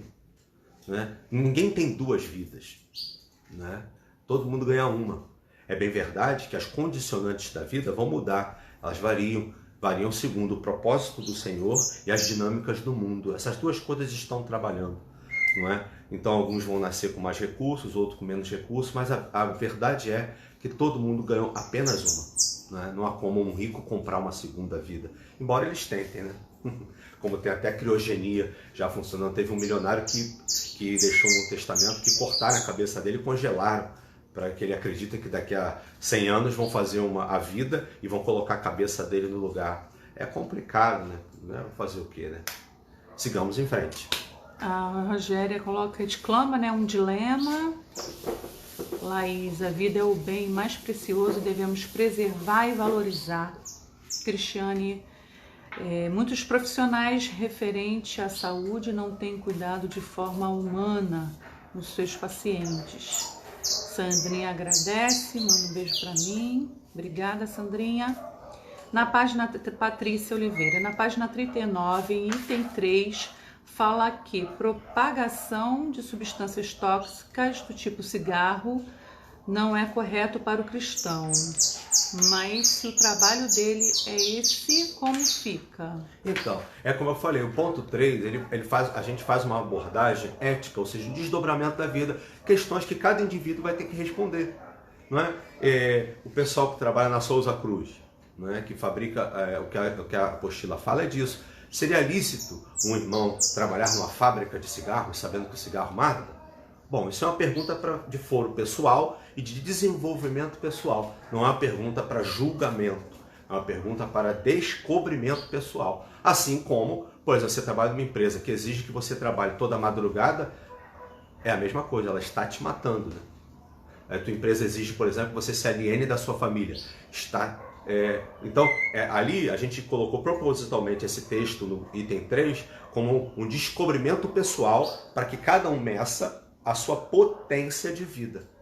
E pelo menos estabeleça essa pergunta: será que o que eu estou fazendo está diminuindo vida? Será que o meu chefe é opressor e não leva a vida em consideração? Será que o meu trabalho está roubando vida? É nisso aí, tá bom? Karine, tudo que foi mencionado em relação à valorização da vida, na verdade é algo que já sabemos, mas a gente perde ao longo do tempo. Até mesmo nós cristãos nos rendemos a ideologias e criamos conceitos que desprezam a vontade de Deus. Ok. Então agora vamos trabalhar o questionário, meu povo? Tem uma pergunta, a questão do José Henrique. A questão do não matarás na segurança pública é válido de como tem sido? A justiça do homem pela força policial? Tá. Então, José, isso nós voltamos a um dilema ético que não é o objetivo da lição. Mas para não te deixar sem resposta, o não matarás, ele é a tese da vida, da preservação da vida. Então nós temos um código civil, uma constituição, um código penal, um código de leis de execução penal que é muito bem montado. Então a gente, por exemplo, um policial no uso do seu dever, na preservação da vida dele ou a de outrem posta em risco, ele pode tirar a vida daquela pessoa que põe a dele ou a do outro em risco. Agora, como isso funciona diz respeito ao sistema que está falido, né? Agora, como conceito, a gente não pode perder. E aí, eu não posso usar a régua do baixo, né? Porque é uma milícia que mata, eu vou ser um cristão que tira a vida do outro. ou vou me aproveitar disso, como nós temos muitos aproveitadores, né? Não, a minha dimensão é de não diminuir a vida de ninguém, né? Como diria Disraeli, um filósofo, ele diria: a vida já é tão pequena para que a vida já é tão curta para que a gente ainda deixe pequena, né? Então, no que tange a nosso respeito, a gente cumpre o nosso propósito. Se as autoridades não cumprem, eu não vou entrar em méritos, né? Só vou dizer isso, que nós temos um código de leis que prevê já a manutenção da vida. Vamos? As pessoas estão elogiando a aula de hoje, que bom. dizendo que foi muito boa. Giovana gostaria de agradecer a resposta do item 3. Giovanni, né? Okay. O Giovanni gostaria de agradecer a resposta do item 3. Ok. Perguntas mesmo não temos não, só agradecimentos, beijos. Então eu tenho pergunta para vocês. Vamos lá. Página 42, primeira pergunta. Qual é o bem mais precioso que uma pessoa tem?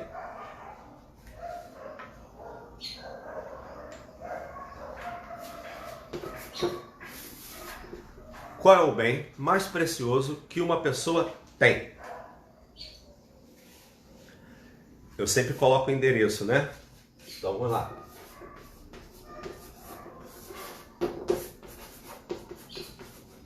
Karine respondeu: a vida. Aê! Página 38, na introdução. A vida. As pessoas estão colocando, né? Vida, acertar a própria vida, Mariana. Lembrando o Gonzaguinha, né? É a vida, é bonita e é bonita. No gogó, né? Vamos lá? Item 2. Cite duas fases da vida mencionadas no estudo e uma característica de cada uma delas. Cite duas fases da vida mencionadas no estudo e uma característica de cada uma delas. José também agradeceu a explicação. José, você é uma bênção, José.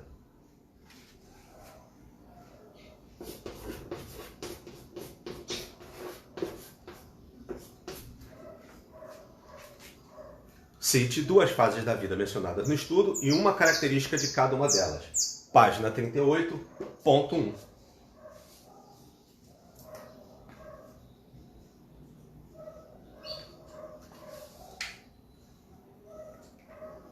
Alguém já respondeu?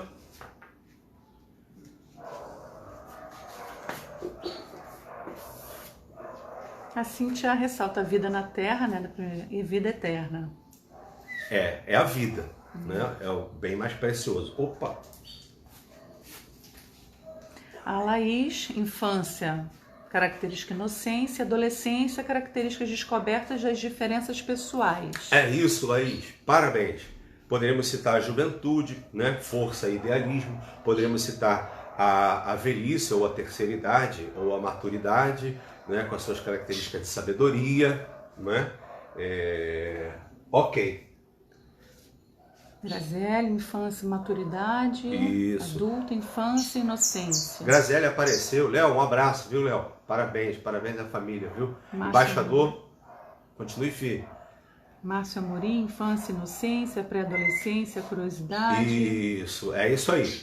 Vamos lá. 3. Mencione 3 fatores condicionantes da vida que não alteram o seu grande valor. Ou seja, mencione 3 fatores condicionantes da vida que não aumentam o valor de uma vida.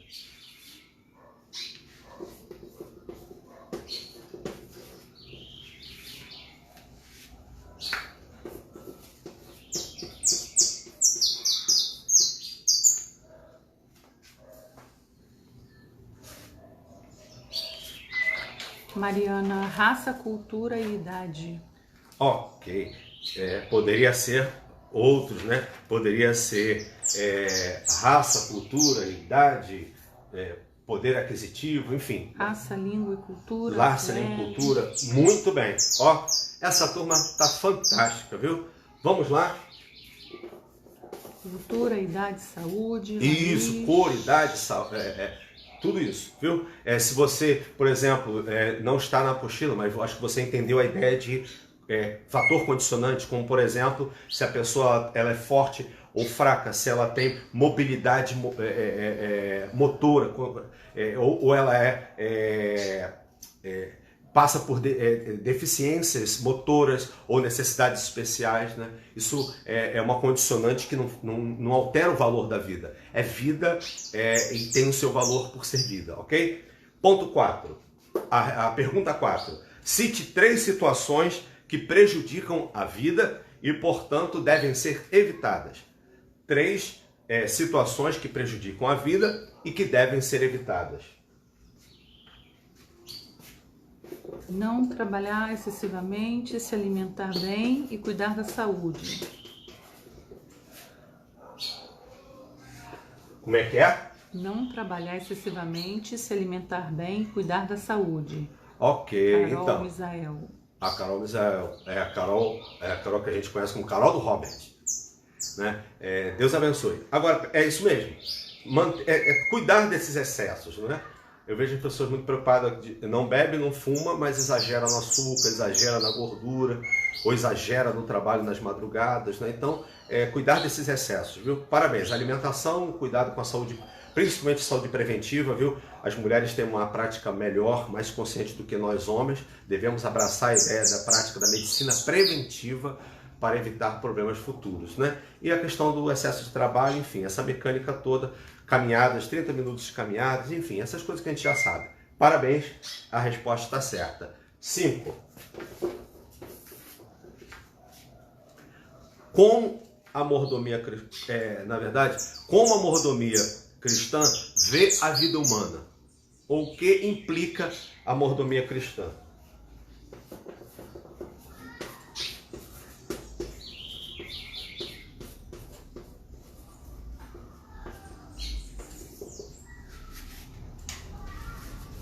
As pessoas responderam, né? Certinho, a Cíntia, Karine, Cristiane. É isso aí, pessoal. Vamos responder. Ana, Rogéria, Suelen. Valorizar a vida na terra como dádiva de Deus. Mariana Gomes. É isso aí. Valorizar a vida na terra como dádiva de Deus para ser celebrada, desfrutada, preservada, estendida, ampliada na dimensão do princípio de quem deu, né? Como dádiva de Deus, a ser celebrada, Rogéria. É isso aí. Sueli, a mordomia cristã implica necessariamente valorizar a vida na terra como dádiva de Deus. Karine, valorizar a vida na terra como dádiva de Deus para ser celebrada, desfrutada e preservada como antecipação para a vida que iremos ter com Deus. É isso aí, tia Karine. Perfeito. Resposta completa. Endereço está aqui, página 40, no ponto conclusão. Bem, queridos alunos, o gabarito do questionário está pronto.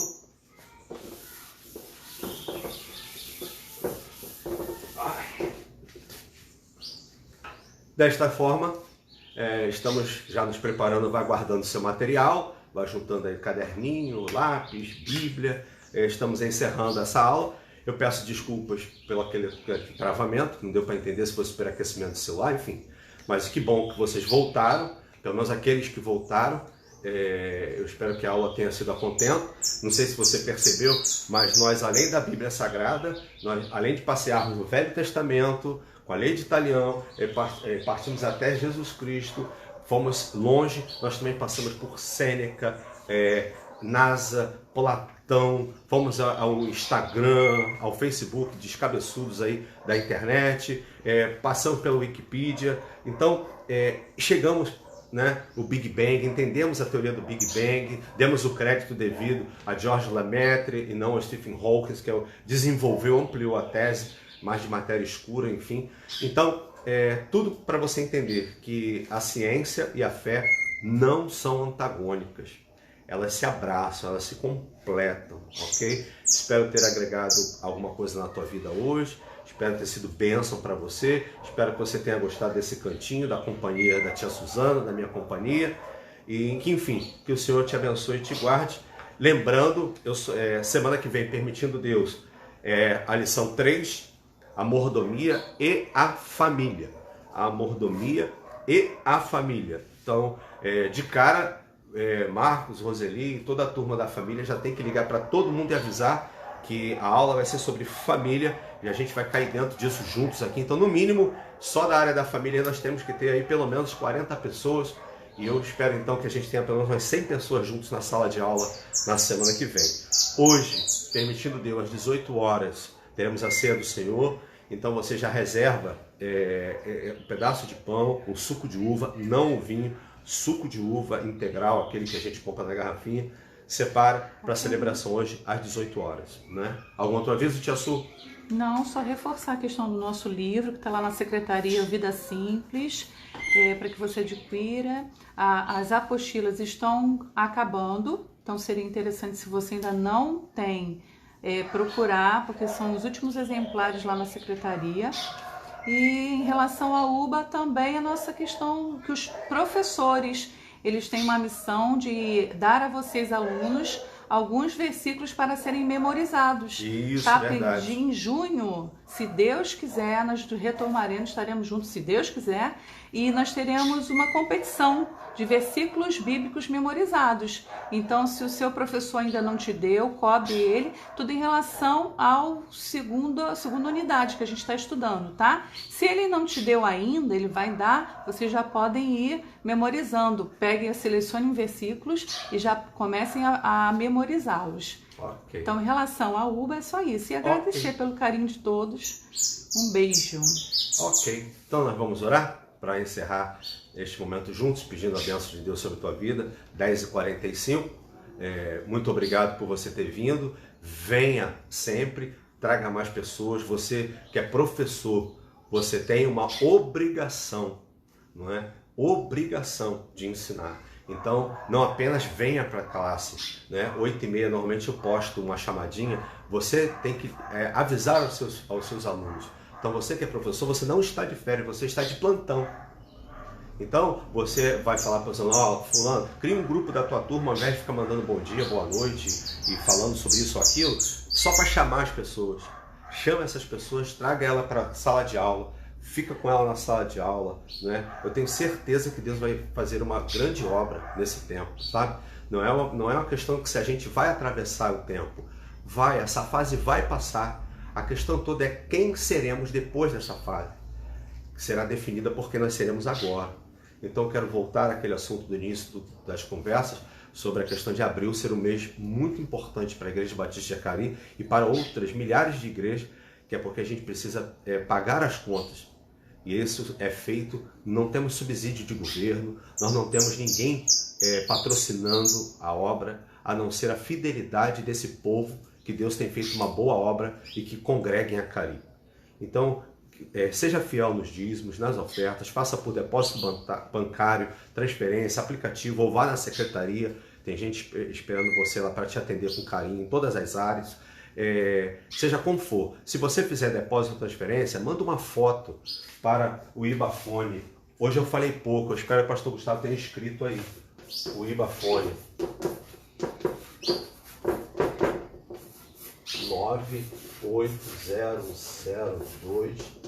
98002-4189.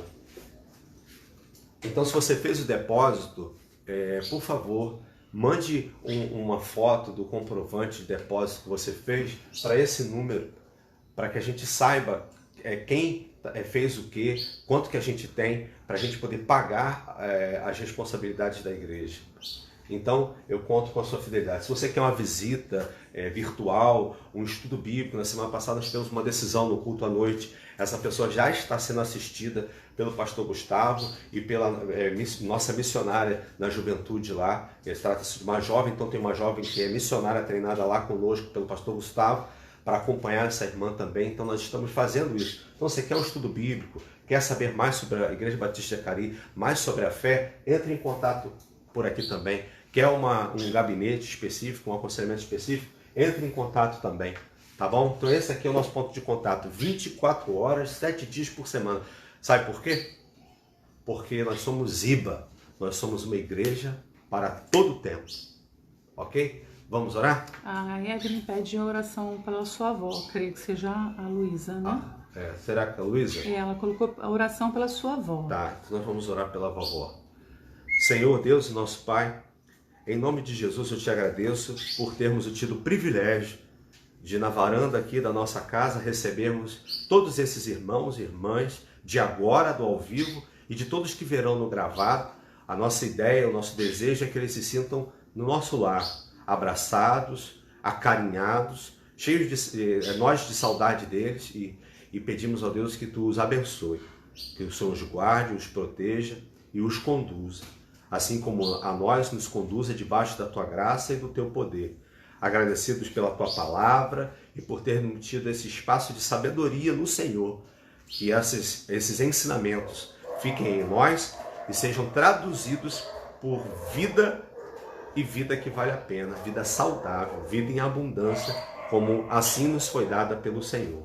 Muito obrigado a Deus, eu peço um dia de bênção na vida dos meus irmãos e que mais tarde, na celebração da ceia, tenhamos também, ó Deus, uma palavra e um momento de culto tremendo.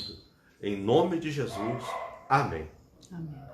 IBA é uma igreja para todo o tempo, viu? Deus abençoe o seu dia e muito obrigado. Semana que vem, permitindo o Senhor, quarta-feira, às 20 horas, barganha é a palavra-chave. E no domingo que vem, às 9 horas da manhã, mais uma aula da UBA aqui, né? Nós aqui, do nosso cantinho, né? De casa, e você daí, da sua casa também, nesse laço de comunhão. Deus abençoe você, viu? Muito obrigado. Bom dia. Bom dia.